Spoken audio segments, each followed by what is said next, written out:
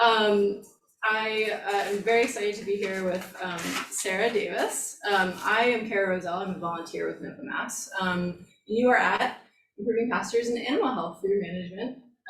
And Sara is the owner of Oak Hollow Livestock, where she raises a variety of livestock using management-intensive grazing methods. And before we jump in, I just have a few details to cover with you. This conference is being presented on land that has been stewarded by Indigenous people since before European colonization. As we work to heal the destruction caused by colonization, we appreciate your support, solidarity, and continued learning. And with Bienvenue as our theme, we aim to bring to light the ancestral wisdoms of Indigenous people of the Global South, including the Amara, Quechua, and Mayubi people. We celebrate that restorative agriculture is rooted in long-standing cultural practices of Black, Indigenous, and other people of color. And there is an opportunity this afternoon to join a caucus group to further our learning together. And here are some ways that you can center racial equity in your communities. If there are groups in your area that aren't listed, feel free to let us know and we can add them in the future or list them out on the Group app. We have a number of sponsors who help to make our conference possible, and I encourage you to purchase from them, and when you do, let them know you appreciate their support and the podcast. More sponsors, and with that, I will switch to Sara's slides and turn it over to her. Slideshow and so I just have to switch my share window. Just give me 1 moment. Hi, Doug.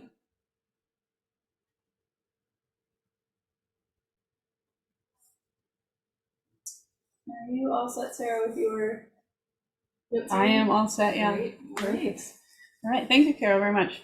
So again, I am Sara Davis. My farm name is Oak Hollow Livestock. We're in Shelburne, Massachusetts. We raise registered full blood boar goats, which are a breed of meat goat. We sell both seed stock and terminal animals, and we also sell retail cuts and sausages and things like that. We also graze a few other types of animals, llamas, horses, cattle, and then we have a variety of poultry and rabbits, both for show and breed preservation and for meat. And then we also raise pork seasonally and sell pork chairs. And occasionally we have a litter of Maremma sheepdog puppies, and they are a breed of livestock guardian dogs that have been extremely helpful on our farm because we are pretty rural and have a lot of potential predation. I grew up on a grass-based dairy in Western Mass, so we milked dairy cattle for a lot of my childhood. Part of why I don't have dairy anymore. I'm not a morning person, and so I love the cows, but the goats really are a nice fit for us and for our property.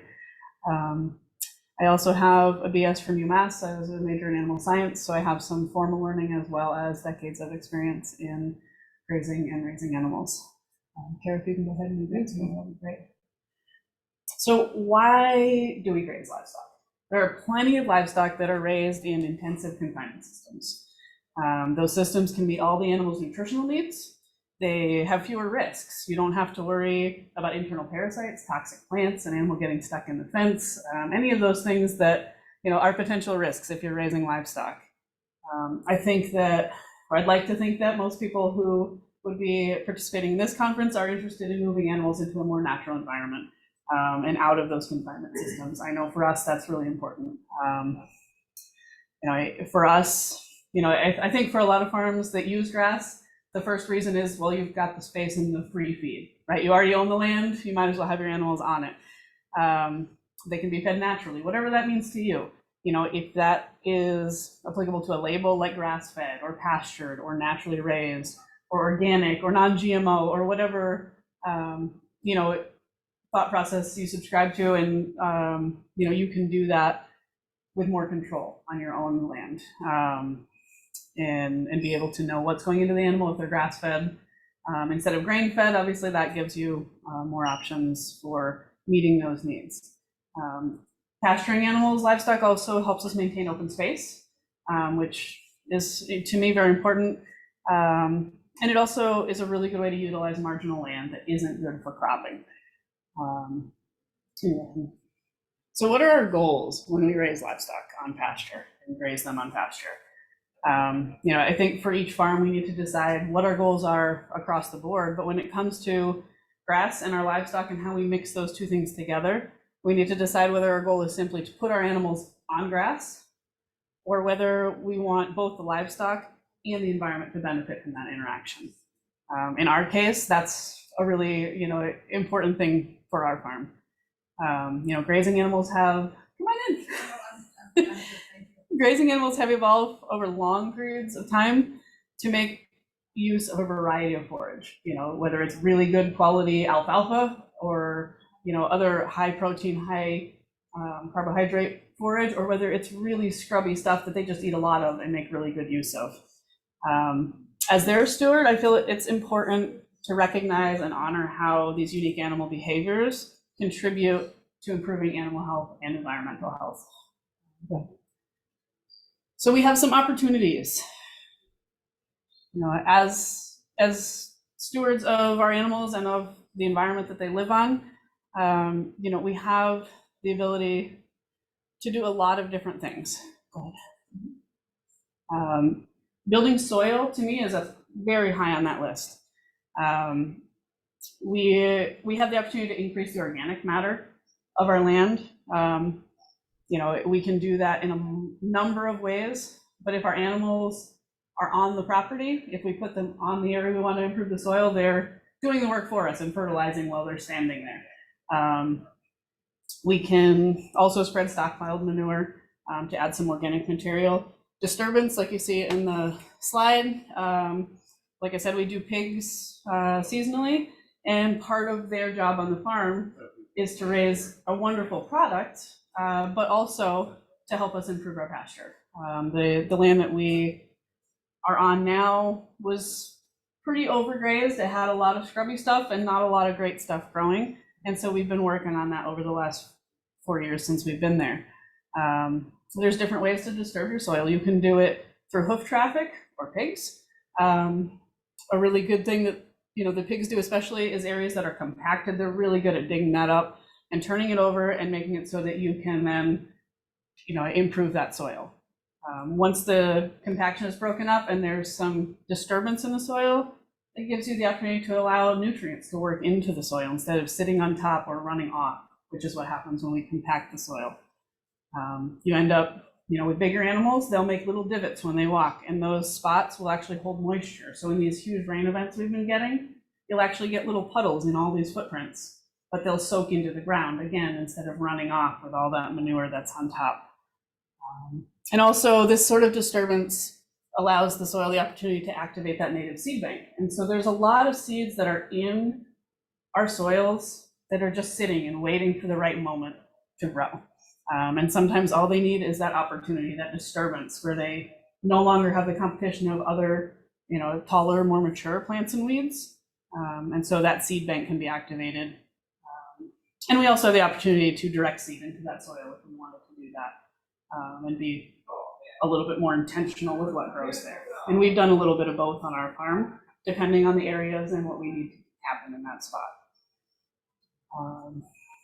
We can also, having that fresh manure applied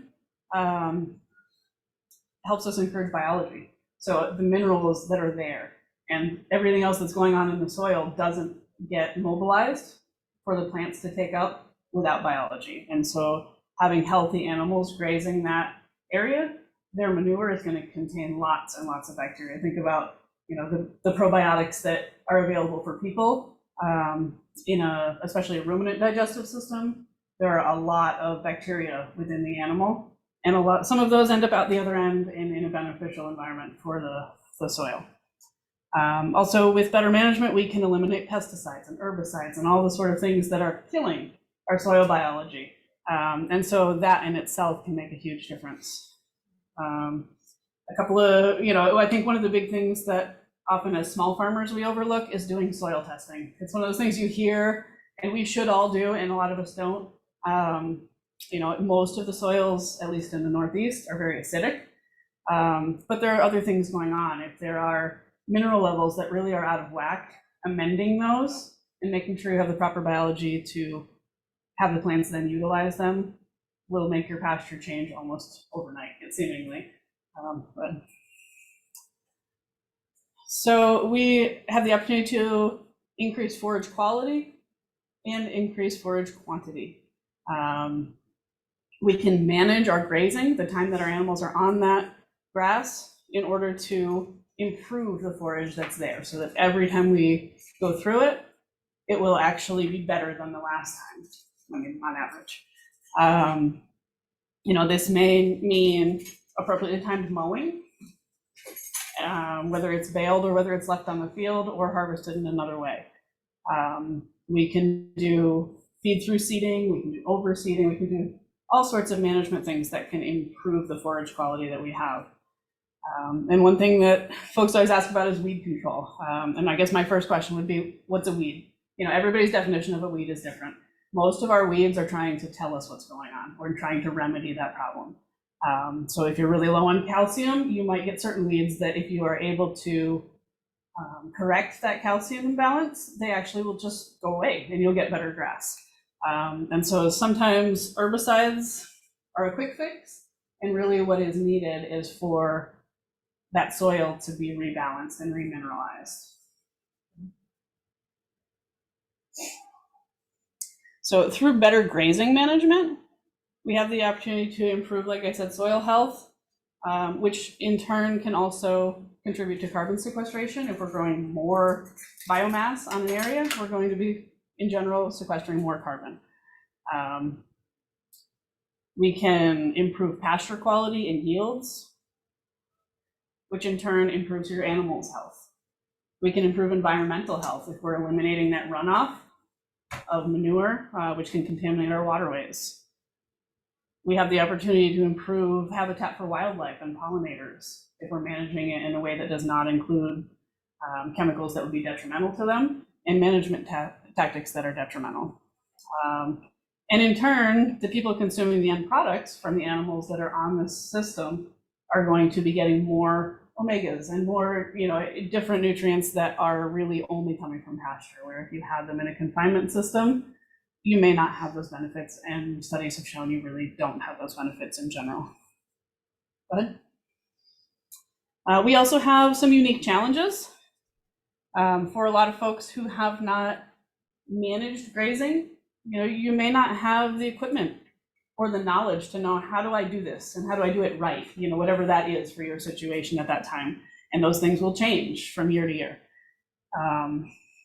You may find in some years there's not enough forage, or there's not good enough forage to sustain your animals in the way that you want to.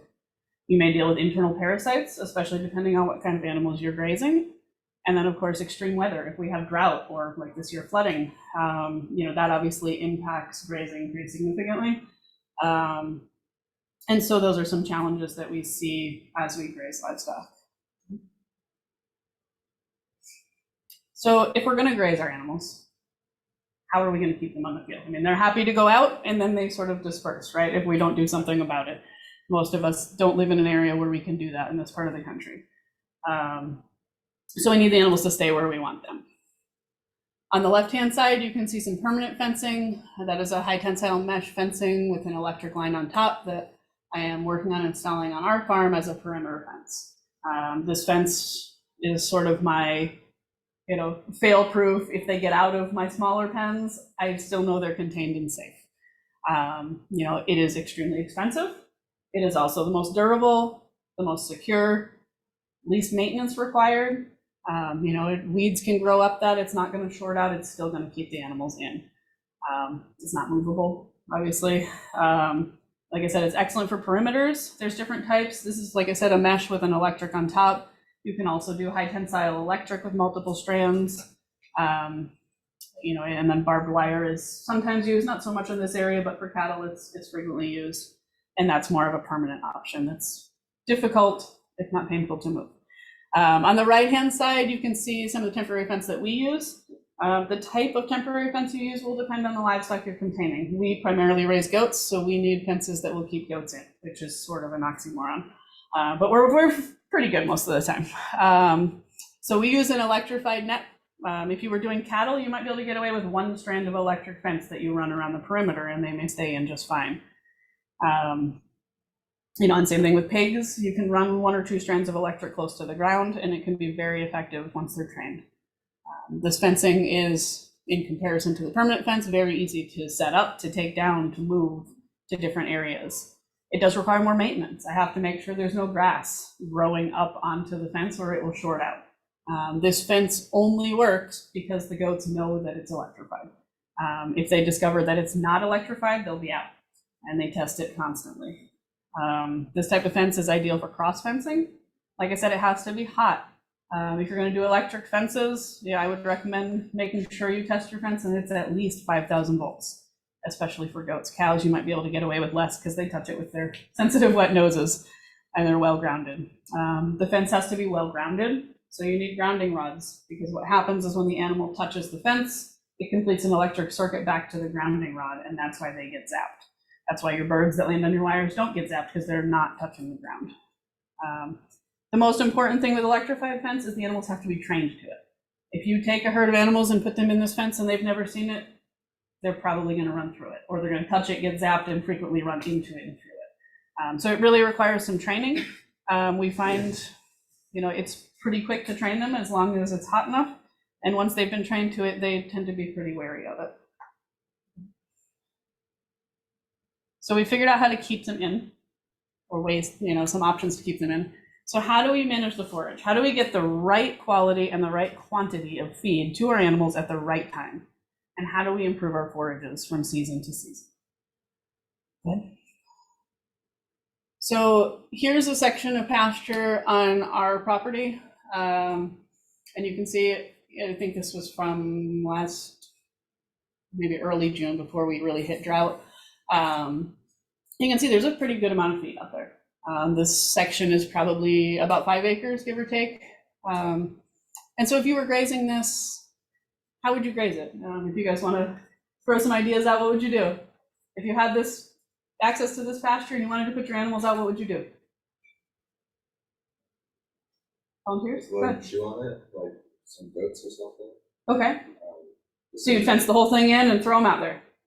Or maybe like rotate it, maybe create like smaller paddocks within the block and like rotate it through. Okay. Depending on how long of a period you want to have them in the whole thing. Sure. Maybe bring something in to kind of clear it out at the end, like the pigs. Sure. Yeah, that's definitely an option. Any other thoughts, ideas? Strip grazing. Strip grazing? Okay. And when you say that, what do you mean by that? Explain it a little bit more. Just having like long strips instead of like a full square, having a long strip, and it depends on how many head. Okay. Yeah, absolutely. Yeah. I don't know what. No, that's totally fine. I am open to any suggestions, thoughts. If you have any ideas. Not yet? Okay. Well, hopefully you will soon.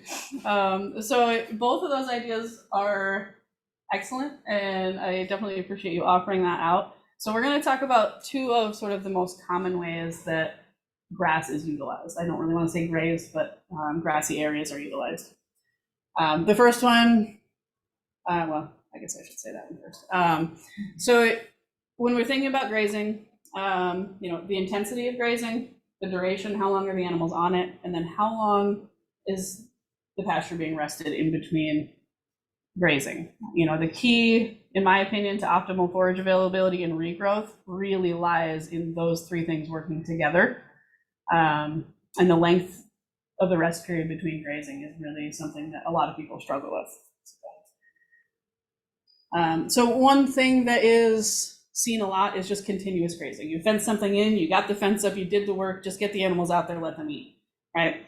And most people who have a small farm and not a lot of animals tend to do that. And the animals will congregate near the barn and they'll just hang out there. They'll hang out near the water, they'll hang out near the shade.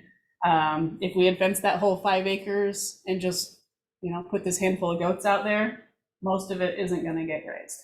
And if it's small enough that the goats put enough pressure on it, often what happens is you go out sometime in July or August and all of your plants that are out there have gone to seed, and your goats or your sheep or your cows or whatever is out there acts like they're starving. They won't eat any of the green stuff that's out there. So you've got all this feed and they're not using it. So what happens in this situation is that, like I said, the animals congregate in a small area. When an animal grazes grass, after 3 to 5 days, it starts to grow new growth. And when an animal is looking for something tasty to eat, that new growth is pretty high on the list. That's like dessert to a grazing animal. And so they'll regraze the same plant over and over again. And so over time, that stresses the plant. And what'll happen is your weeds and unpalatable plants will take over, and the animals will continue to graze just the tiny little regrowth near the bottom and leave this big woody plant because it's not that palatable. And so they can become quite robust. They can take over an entire 5-acre pasture, like I just showed you, if the animals are choosing the preferred forages and weakening those, and the weeds get stronger and they really will take over. And it's super frustrating if you have all this area, but you're feeding hay all summer because your animals won't eat what's out there.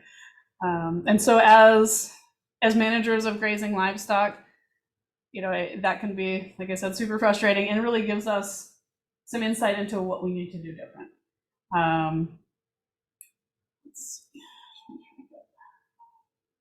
And depending on the size of the animals, if these were cattle, when I put them on that 5-acre field, what would happen is this year, there'd be a huge mud pit all the way around my water drop. There'd be a huge mud pit wherever they hang out during the day in the shade. And so I would end up with areas that were overgrazed, areas that were completely underutilized, and areas that get turned into a mud pit where you have risk of runoff and other issues. None of those are benefiting our animal health.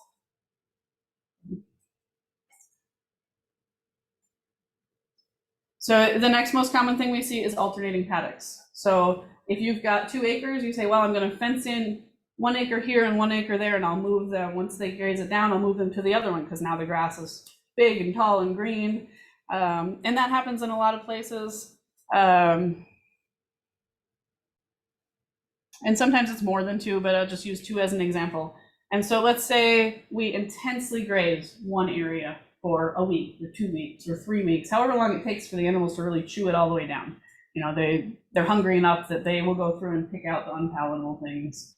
And then we decide, okay, it's time to move them to the other side. And what happens is where they started, the area is, again, the new growth is being grazed.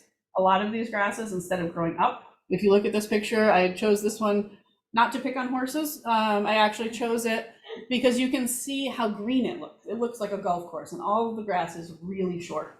There's a lot of these grasses, when they are grazed very intensely, instead of growing up, they start going sideways and laterally. And so they will spread through the roots and try to survive, essentially, because they're so stressed. And so it looks really green, but if you were to look at the soil underneath, I expect you'd see a lot of compaction. And you'd see a lot of things that really are not going to help the overall soil health. And when you move the animals to the other pasture or paddock, however you want to call it, you'll find the first one really doesn't grow back that well. These areas that are really compacted and really short, when they regrow, they'll still only grow a few inches tall. They won't regrow the way you expected them to.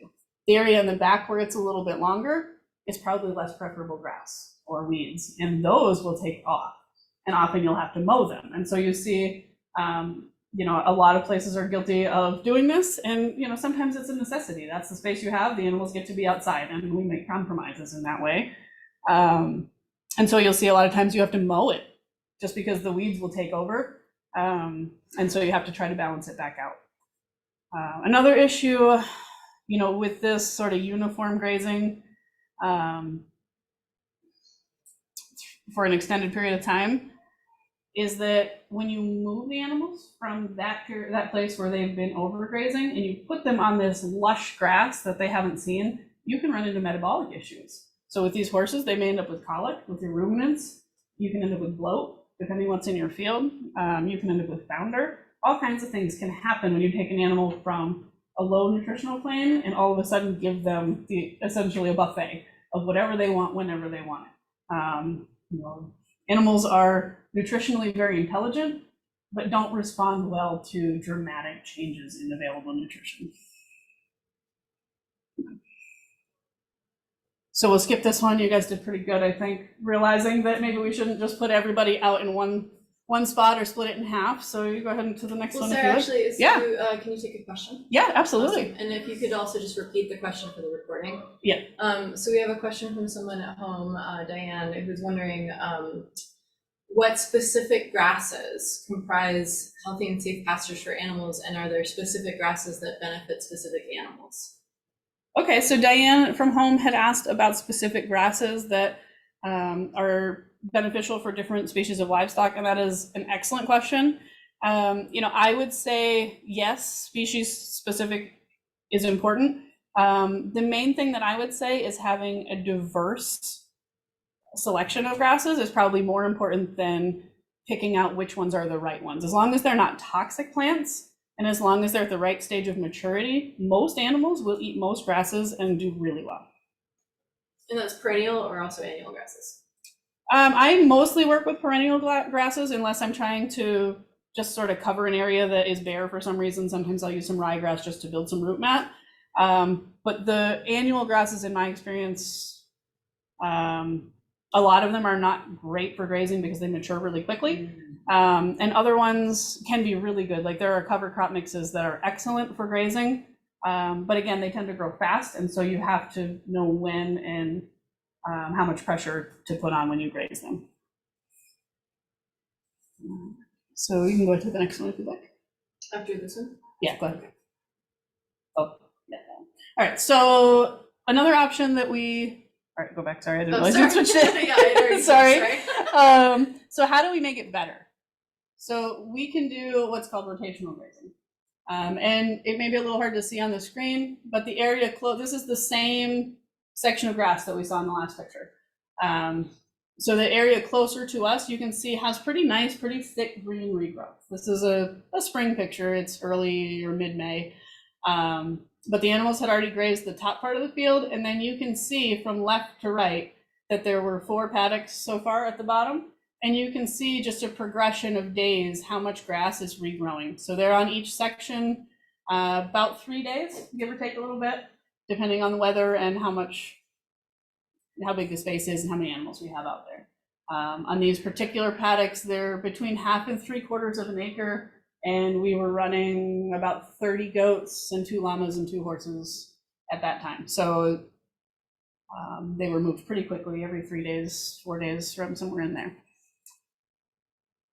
And so you can see, you don't see areas where you can see some trails. And part of that is because the grass got ahead of the animals. And some of that was dead stems from last year, from the fall, that they're knocking over. But you can see as you look to the left, every few days, the amount of grass almost increases exponentially. Instead of having one area where it's really just compacted and beaten down and gonna have a hard time regrowing. So how do we make it better? I mean, this is great in my opinion, but what do we do to make it better?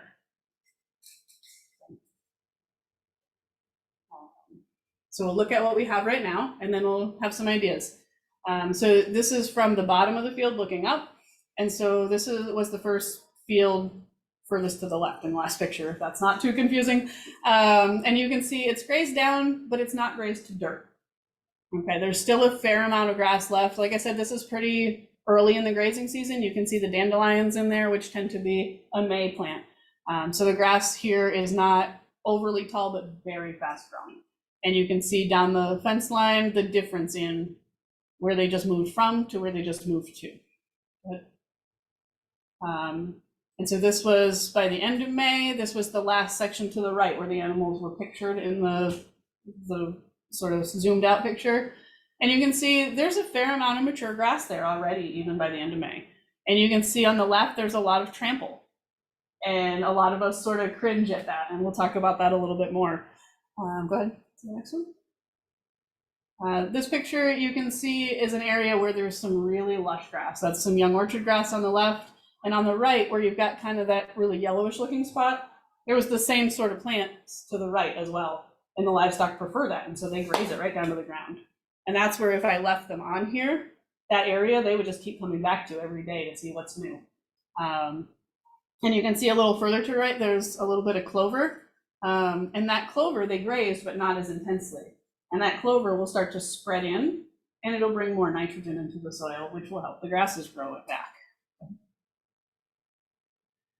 This is another area that we grazed. You can see on the left, there's seemingly a lot of stem still there. And on the right, we have not grazed yet. And so the left looked like the picture on the right 2 days earlier. And so they were really focused on that one area, grazed it down, and then we moved them off of it before they were able to graze too much.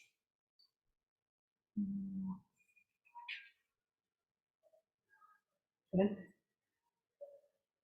In this picture, you can see on the right-hand side, we grazed a section.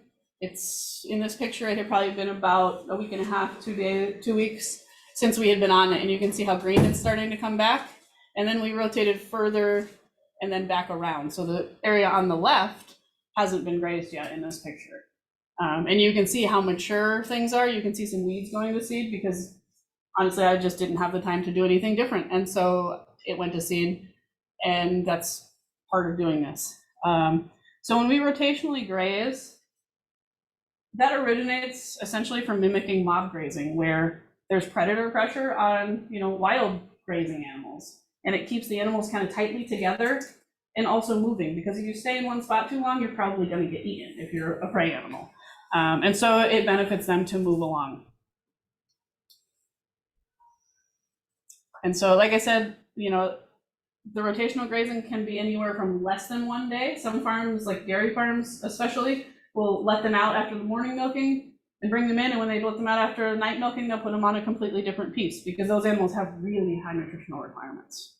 Again, 3 to 5 days is probably the maximum amount of time you want to keep your animals on a grazing piece in general, just because they will graze that regrowth.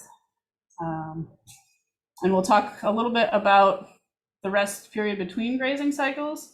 That will depend a lot on what species you're grazing for different reasons. One thing that this sort of mob grazing does is it gives you more uniform grazing. So even the plants that the animals don't like as much, like the weeds you can see on the left, on the right-hand side, they're completely absent because the animals had enough pressure to graze those less preferred plants down, and then they were moved to something better. So one thing you may see is that area on the left. Your neighbors may say, look at all that grass you wasted. Look at all this feed you're just wasting. It's just dying out there in the field. In my opinion, it's not a bad thing to have that residual grass and other organic material out there. And what happens is when I move the animals onto this left piece, anything that's not palatable, they'll trample to the ground. And that will get incorporated back into the soil and actually build the soil back up. And so, it's really not a waste any more than, it's a waste to have bedding in your barn that then you can turn into compost and put out. It's a very similar process, especially if you have good soil biology and earthworms and things like that that are going to help break it down for the next cycle. And rotational grazing can look really different depending on the type of livestock you have, your property, how much rainfall we get, how much pressure you apply, how long your rest periods are. Some folks grazing beef cattle might only have a 3-week or 2-week rest in between grazing cycles. The grass might be, almost my shoulder high when they put them out. They trample a lot, move them off, come back. And so it could look really different than what I'm doing. And with ours, I am grazing it just a little bit shorter than would be an ideal situation for a few reasons. One is that I'm really combating invasive weeds. And so I'm trying to really negatively impact those things in sort of this beginning period of doing rotational grazing on our specific property. And part of that is really knocking those weeds down and setting them back. Okay, go ahead.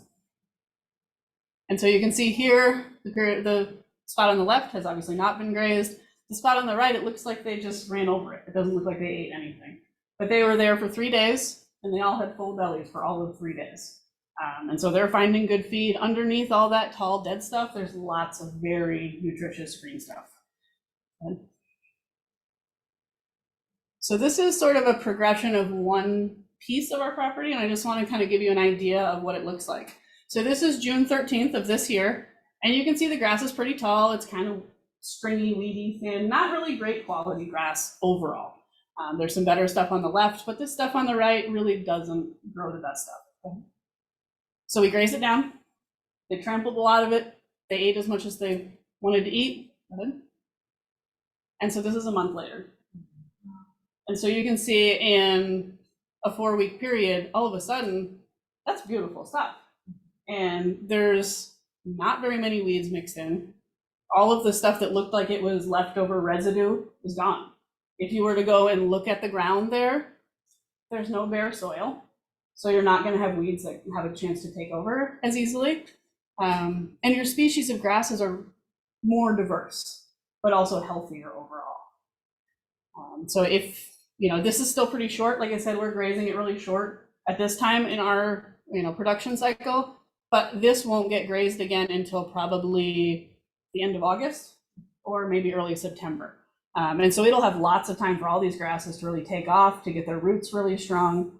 And honestly, I will probably wait until a lot of it goes to seed, because the idea is that then these grasses that I like will be more abundant next year because they've reseeded themselves. And it doesn't cost me anything because I don't have to go out there with a seeder. And so in this picture, you can see I had mowed a path where the fence is, again, to keep it hot. And so it's a little shorter and greener in that area. But you can see that's the type of grass just on the right there that they'll be picking through, that sort of more lush stuff instead of the real tall stuff they trample. On the left side, you can see my animals are fertilizing my field for me. Okay, I didn't have to bring that there. They deposited it for me for free. And so I let them do that work. They're doing a lot of work, even though they're enjoying it. Go ahead. And in some areas, I have to mow it. So this is at the beginning, that field that I showed you that I split into 4 sections. This is that section.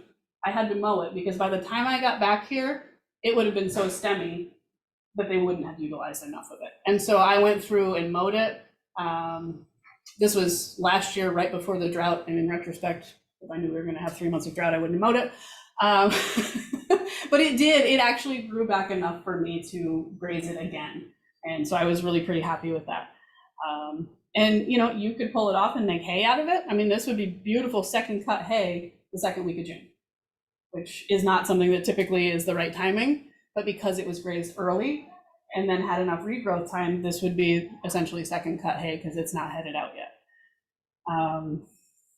Or you can leave it there and it'll be incorporated into the soil. This is a pretty heavy mat that's mowed there. There was quite a bit of feed. This feed did not get picked up. The picture that I showed you is from this spring. This was from last summer. And so you can see it didn't negatively affect the overall, growth of those grasses. And if anything, I think it helped. And I did, in this particular one, I did not wait until they seeded out. We have what's called horse nettle, which is a horrible plant if you have it. And it had started to flower. And so I decided to mow it to try to set that back. So this was really mowed more for invasive weed control, but also, the forage management implications are pretty good as well. And so now we're back to this piece again. This top piece here, I haven't done much work yet, and you can see it's a little bit less quality grass than what you saw in the last picture. So what can we do to make rotational grazing even better? So if you have an area like this, on the left-hand side, you can see a lot of trample, but you can see on the right-hand side, there's a lot of goldenrod stem. There's none on the left side, right? If you were grazing cows or horses on the left side, the goldenrod would get trampled, but it wouldn't be utilized in the same way. And so what we do is we use mixed species grazing. Each type of livestock prefers a different type of feed. And you can either graze them simultaneously, like in this picture, depending on if your animals get along, if it's safe for everybody, or you can do leader-follower groups.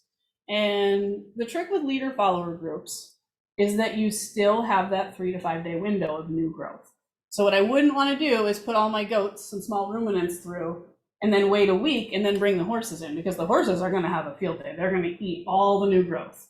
And then my plants are going to be screaming and saying, what am I supposed to do now?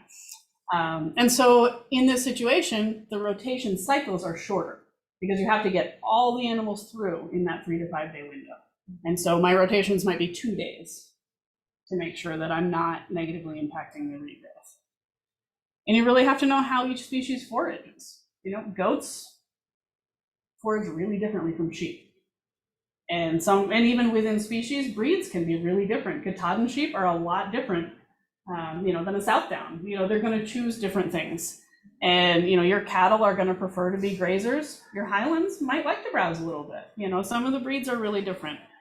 And it is best when species don't share parasites. So if I had sheep going through and then I followed them with goats, my goats would end up with internal parasites and I'd have to be dealing with that.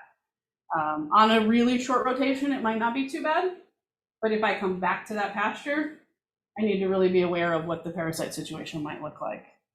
And so I like to lead with the more susceptible animals, the animals that are more susceptible to internal parasites, and then follow with the animals that can act as a big vacuum, because those parasites are not going to negatively impact those animals. They're not the right host. They'll just pass through and be killed, essentially. And so it sort of vacuums up that larva from your pasture, and then when you go back, your other animals that are more susceptible aren't encountering all of those infected larvae. Just a word of caution, there are diseases that can spread between different animals. So if you are doing this sort of setup and you bring in some feeder cattle and they have yonis or BVD, you could be exposing your animals to those things. So it's something to keep in mind. Especially if you're bringing in animals off-site on a regular basis that you don't know their history. I wouldn't go to the sale barn and pick up 20 feeder calves to throw on the pasture personally, because I know my goats don't have those diseases and I don't want to introduce them. For some people, that has different levels of importance.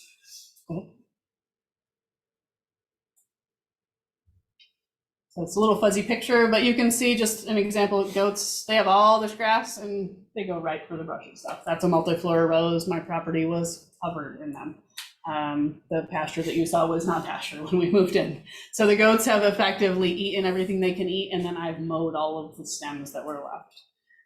Go to the next one, I think. And so again, just a picture of my goats eating some of the leaves, and they're very good at picking the best parts of the plant, which is really good for the goats.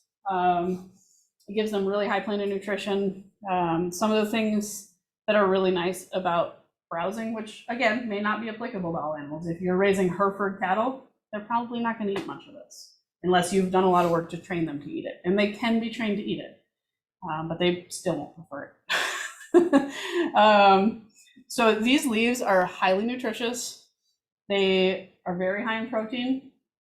The stems, they'll eat a lot of all the green stems they'll eat, and they'll strip the bark off a lot of the more mature stems. And those have a lot of minerals underneath the cambium layer. And so that, it can be really beneficial. Some of these browsy, shrubby plants can also have tannins in them, which again can help with internal parasites.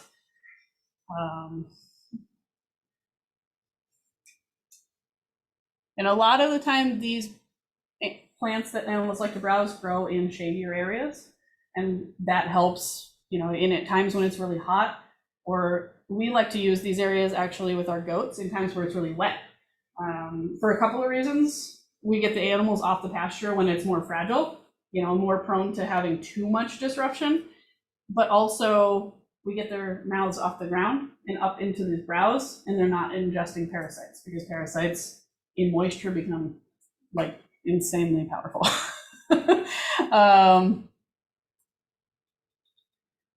Yeah, okay, so go ahead.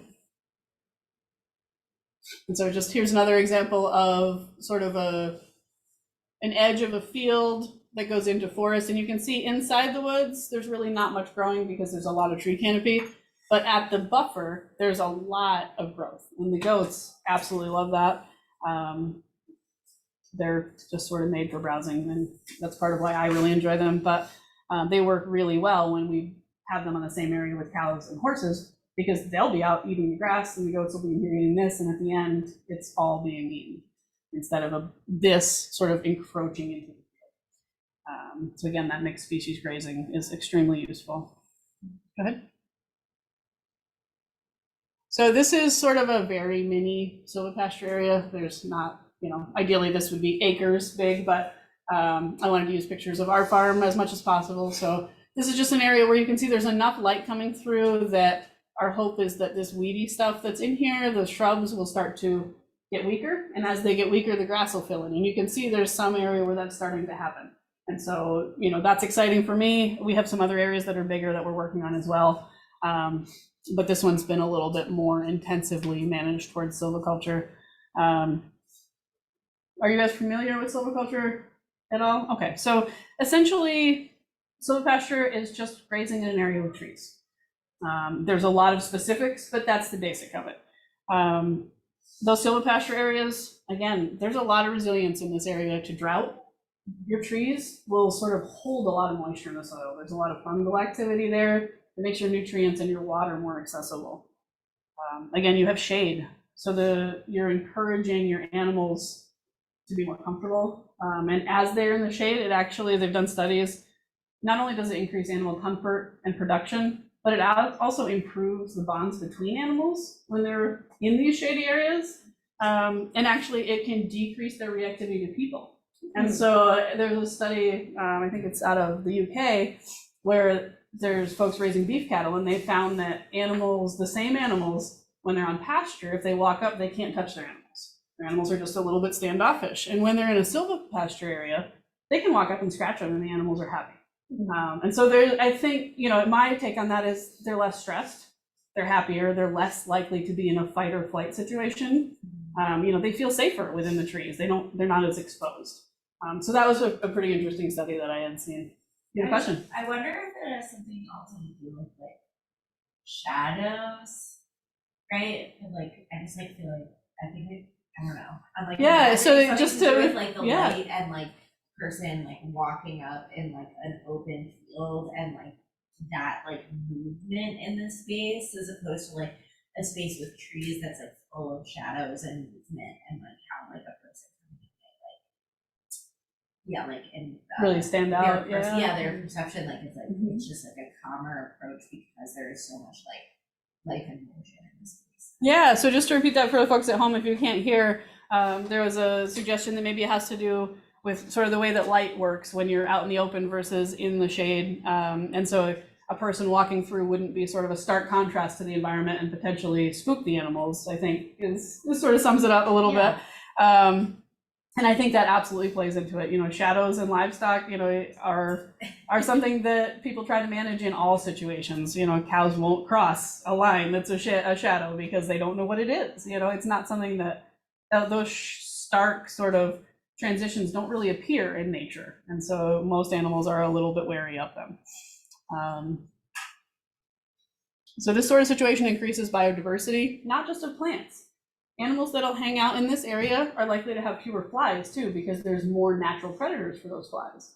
And so you're reducing your need to do anything to treat the flies if they're being taken out by birds and bats and dragonflies and all kinds of other things that will be happy in this environment versus out in the field where it could be 20 degrees hotter in the field in the sun than it is in the shade here. And a lot of people say, well, if I have trees, my animals congregate around them. Now my animals are going to compact right where the tree roots are. They're going to leave a lot of manure, right? So the solution to that, add more trees. If there's more trees, they'll spread out more. And if the trees are spread far enough apart, these are a little close. We're still working on thinning them out. But if the trees are further apart, more light will get through for the grass. And so you'll get actually more forage production in an area that's in silvopasture than just an open field, which is counterintuitive to all of us that, in the US, we see either field or pasture. When you mix the two together, you really benefit all of the system. Okay. And so this is another piece of our property where not enough light gets through to really grow anything on the floor of the forest.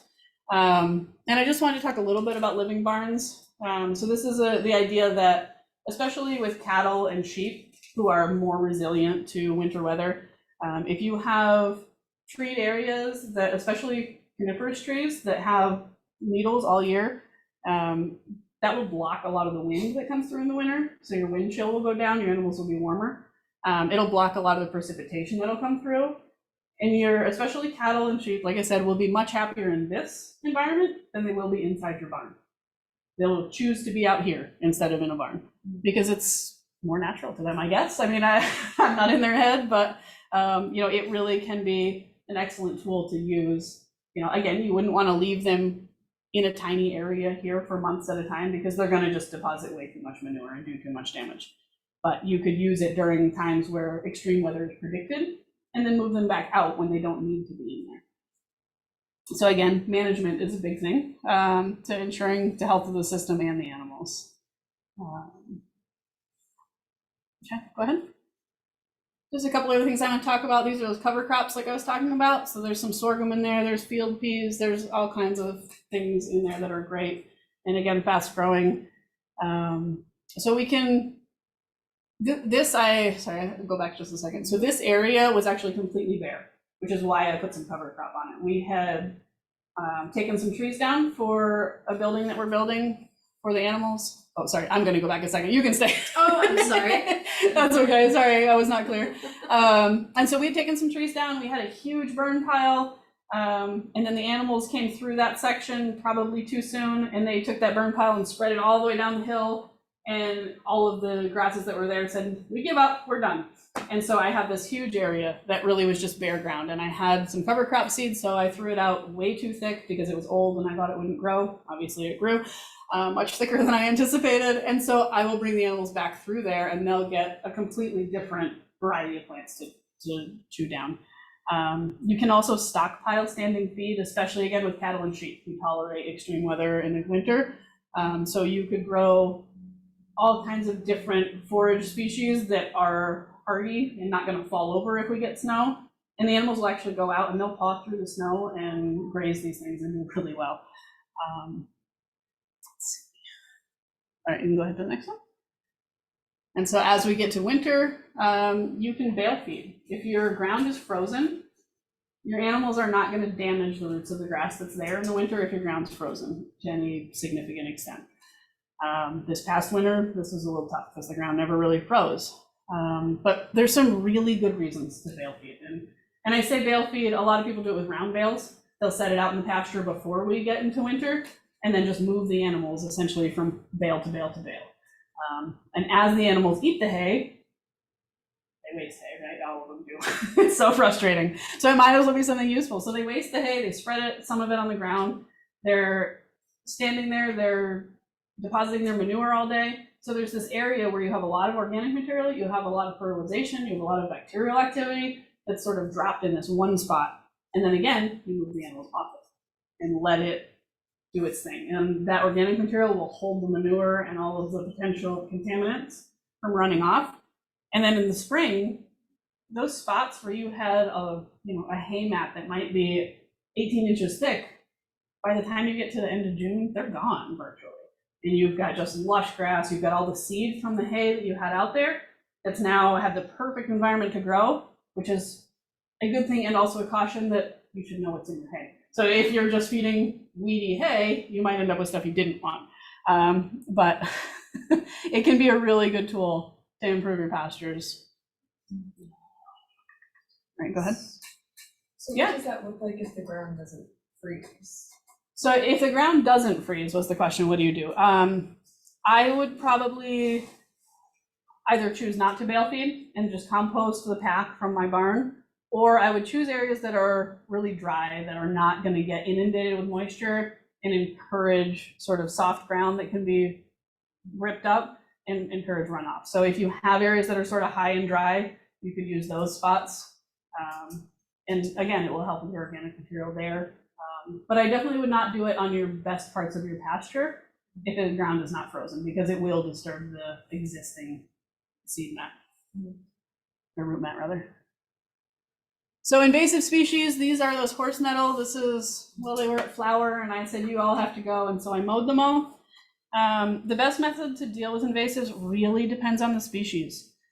With this one, this is a biennial. And so it goes to flower and then it gets these little tomato looking seed pods. The birds carry them everywhere. They're essentially impossible to get rid of, but I fight them anyway because that's what we do. And so they are mildly toxic. So horses won't eat them, cattle generally won't eat them. Goats will eat them if you put enough pressure and it does not negatively impact them. I wouldn't put them on 100% as their diet, but they certainly can eat a fair amount, especially when they're young. So we do our best to prevent reseeding with invasive as much as possible. So we try to graze them intensively, like we were talking about. We clip or mow them when the flowers are there, because that's when the plant has put out all its energy. It's, all bets are off. It's going for reproduction. And so as much energy as possible is coming out of the roots into the plant. So if you get rid of the top of the plant, the roots now don't have the energy to really make a lot more cycles and attempts to survive. So if you continue to do that, you can pretty easily weaken and kill the plants in most cases. Something you can actually mow it like pretty high, like you don't have to like go all the way to the ground and set all the grass back. Yeah, so the question was, does that mean we can mow it high so it doesn't set all the grass back? And in some cases, yes. Actually, in the picture that I showed you, I had set the mower pretty high. I mowed at about 8 inches, which realistically I could regraze right after if I had wanted to. But yeah, I do tend to mow pretty high with these particular weeds because they will not reflower lower on the plant, I've found. So they really have to grow back up again in order to get that flowering. And the healthier your grass is, the taller they have to grow to get their flowers out. And so the more energy it takes, so it's sort of a combined effect where you can really just weaken them over time. Again, minimizing bare ground where your seeds can take hold.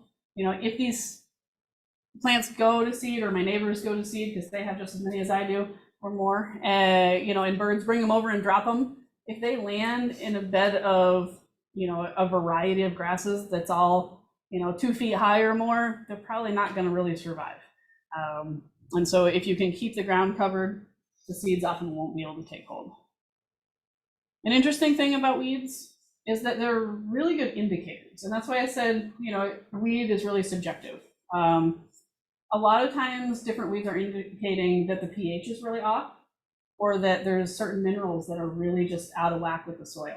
So a lot of times if you correct the pH, or you correct a calcium imbalance, or another, whichever mineral it is that's off, a lot of times these weeds will just sort of disappear. Because a lot of times they're sort of your first layer of recolonization of an area. And so they'll come in and sort of make use of what's there because they're not that picky. And often they're correcting the imbalance in the process, but maybe not as fast as you want. And then eventually the grasses would fill in over time. We want to accelerate that process. And so, if we can do our soil testing and correct those issues, we may be able to take care of a lot of weeds really quickly without really, a lot of inputs, just a matter of putting the right things on at the right time. Okay, go ahead. And just a quick mention of parasite management. You can see this is the bottom of that same field, and you can see it's a pretty big area on this one. This is late in the fall, sort of my last grazing. This was probably early October, so the grasses will have another 3 to 4 weeks to recover. But I wanted to get them knocked down because, again, the weeds had started to come up. And so one of the things that you have to be aware of when you're grazing at all, but especially when you're moving quickly through pastures and then potentially coming back quickly, is parasite management. There's definitely a balance that you have to find between parasite and forage quality. And that's going to depend a lot on what type of animals you're grazing. Cattle and horses are a lot more resilient to parasites. They can carry a huge parasite load and be doing just fine. Sheep are more susceptible. Goats, I feel like they look at a worm and they want to die. So our rotations are really long. I tend to go at least 45, if not 60 days before we regraze an area. Again, with cattle, you might be able to go 2 or 3 weeks and be just fine. And so that's part of why I do a lot more mowing instead of cycling them back through, is because I'm managing more for parasites than for forage, as far as timelines go. You mentioned about when there's a lot of moisture, that's the time where the parasites are really for sure and stuff. What are those conditions? How do parasites happen? Yeah, so the question was about how parasites and moisture interact and sort of how that infection process works, I think. So what happens is the parasite eggs are eliminated in the manure, once they are out in the environment, if it's really dry, like this last summer, they may have waited months to hatch. And then we get that first rain and all of them sort of hatch at the same time. And what happens is you have these microscopic infective larvae, and they're looking for a way to get into the animal. And when we get any sort of moisture, whether it's a heavy dew or rain, what happens is there's a lot of moisture on the actual stem of the grass. And then that larva actually wiggles all the way up, and it'll go up 4 to 6 inches. I mean, they're pretty mobile for a little guy you can't see with your naked eye. And then within that first 4 to 6 inches is really where the most infective larvae are. Most of them don't make it a lot higher than that. And so if you're grazing areas that are still short, are less than that 6 inches, your animals are just going through and vacuuming up all those larvae. So we try to not put our animals on the pasture, for me, until it's up to my knee. I'm not very tall, so I guess that's probably a 1.5 feet or so. But by the time it gets down to my ankle, I want them out of there because I don't want them vacuuming up those larvae. So the idea for me is to avoid the infection with the larva. And so keep in mind too, nutritional content of your forages is going to decrease with height. So your parasite larva infection is going to decrease with height, but your nutritional value is also going to decrease. And so that's why I say there's really a balance there of figuring out what works best for your situation. And again, go ahead. Know your species. This beefer, I put on this piece specifically because the goats had been on it.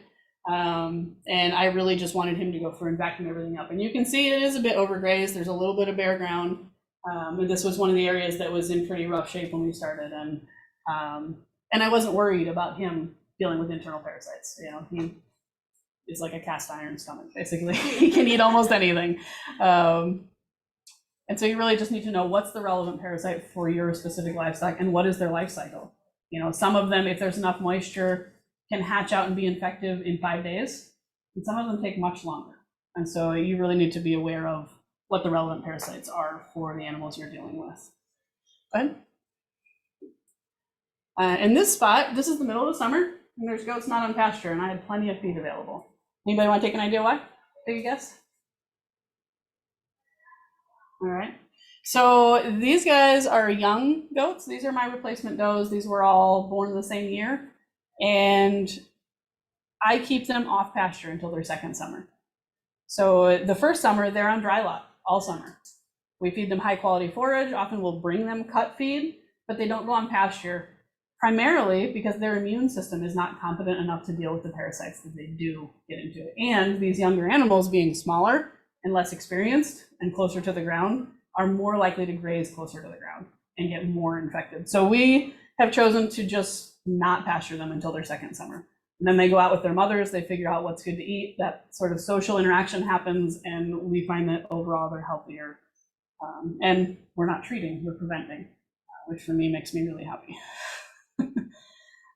You may need to incorporate dry lot with your adult animals, depending how much feed you have. Last year, a lot of people were feeding hay in the end of July and August because there just was no feed. And if you continue to push your animals on it, you're damaging your pasture, you're getting more parasites. So it's not benefiting anybody really. Go ahead. And just quickly, because I know we're getting towards the end, with parasites, we do a lot of monitoring and a lot of management. If we have animals that, really just seem like they're getting dragged down for whatever reason with, what we assume is parasites, they rough coat, their body condition starts to go down, their mucous membranes are starting not to look as pink as we'd like. If they get diarrhea, any of those things, then we bring them into dry lot and we sort of figure out what we need to do to get them back on track. With small ruminants in particular, copper boluses can work really well. Copper actually has a direct effect on Haemorrhagis contortus, which is the barber pole worm, the main parasite that causes anemia in small ruminants. Nutrition matters. If your field really is low in nutritional value, your animals are going to have a harder time with parasites. And not just because they're grazing near the ground. They may need some supplementation just so they have the protein and the energy to actually battle those parasites. The big thing with parasite management, in my opinion, is what we call the 80-20 rule. So 20% of your animals are going to have 80% of your parasites. So if you have the same animal every year that you're always having to treat, you're always having to sort of build back up, probably there's a susceptibility there that you don't want to pass on to the rest of your animals. So if you select for hardier animals, you'll be dealing with fewer problems across the board. Are you monitoring the fecal egg count as well? The question was whether we're monitoring with fecal egg count, and I used to do a lot more with fecal egg counts. At this point, I'm basing a lot on FOMACHA scores, body condition scores, and coat condition. I should do more fecal egg counts. It's one of those things where I mean to do it and then realize it's August and I haven't done one yet, because there's never a day where I'm not doing something. So I should do more, but we've done some, yeah, for sure. And there's definitely a correlation between fecal egg counts and FOMACHA scores that's pretty well studied. So I'm just gonna sort of skip over the next couple a little bit. So if you want to just quickly, external parasites is, like we talked about, the flies are going to be less abundant. Ticks aren't typically a huge issue for most grazing livestock. Go ahead. Predators, something you want to manage. We raise, like I said, Burma sheepdogs, so we have no predator losses. All of the predators have learned to hunt elsewhere. There's no confrontations. It's just management. It's just, this isn't an area where you can hunt, and so they don't. So that works really well. You can also do, other deterrents, lights, radio, electric fencing works really well for most things. Physical barriers and guard animals work really well, depending on your predators. Go ahead.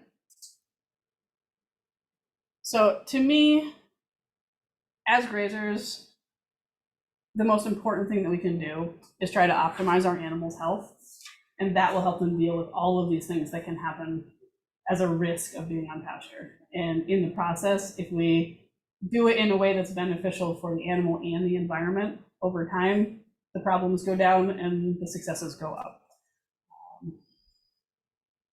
All right, so we have just a couple of minutes for questions. If anybody has questions, you want to go to the next one? I guess there's a question slide. I guess I wish this is more a question about agriculture, but just That's is okay. there any benefit to having horses in pasture with your livestock? Is it just a pleasure thing? Yeah, so the question was whether there's a benefit to horses. And horses get a bad rap for being really bad grazers, for destroying pastures, for compacting things, for overgrazing. Horses, we actually utilize intentionally because they will eat the stuff that our goats may not find as palatable. So it's similar to cows, except that they'll graze shorter, which can be an issue if you leave them on too long. But horses aren't really that picky when it comes to grass. And so for us, it's really helpful because our goats are picky when it comes to grass. And so they may leave some grass that the horses would be happy to eat. So yeah, horses actually serve a purpose for us. It's not just a pasture ornament. The horses that I have are old at this point. They're in their 20s and we ride occasionally, but more than that, we feed them. So yes, absolutely, they can be part of a healthy ecosystem in grazing. Yeah, it's about management. Yeah. Any other questions? Anybody online? Or do you have a question? I have a question, yeah. It's about like integrating livestock into veg production. Yeah. And like, I wasn't gonna ask until you showed the cover crop, like the and then let me eat that. But is there any sense of particularly I guess you can point it towards like the cover crop management in veg production, like incorporating livestock and like eating some of that down and then allowing it to like continue to grow and continue to spread roots and all of that in your soil. Yeah, so the question had to do with cover crops and with really vegetable farming, row cropping, and if you can integrate livestock into that and if it's beneficial. And yes, it absolutely is. It is, in my opinion, one of the best things you can do. If you are growing a row crop, you put in your cover crop, or even if it's corn stubble, if you can run in livestock after, they're gonna deposit free manure. They're gonna have a benefit of the animal. You may be able to harvest meat from those animals that now have created another revenue source for your farm, or subsistence source for your family. But they're going to, again, do a little bit of that disturbance. But if you're tilling, it may not be as big of a difference. If you're in a no-till situation, it may really help to incorporate everything in. But yeah, animals are, in my opinion, should be part of every vegetable farm. Whenever that field is sort of done with their vegetable rotation, if you can incorporate livestock, to me, there are very few downfalls to that. Absolutely.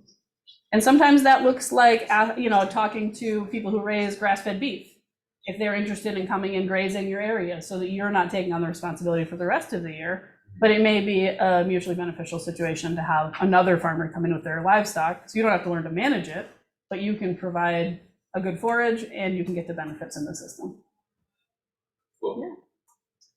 To wrap. Yeah, So, absolutely. Doug's gonna switch to our closing slides. Cool, thank you all very much. Thank you so Thank much. you. That was so informative. Are they there? So we should be in another window. Awesome. So I just want to call everyone's attention to our evaluation.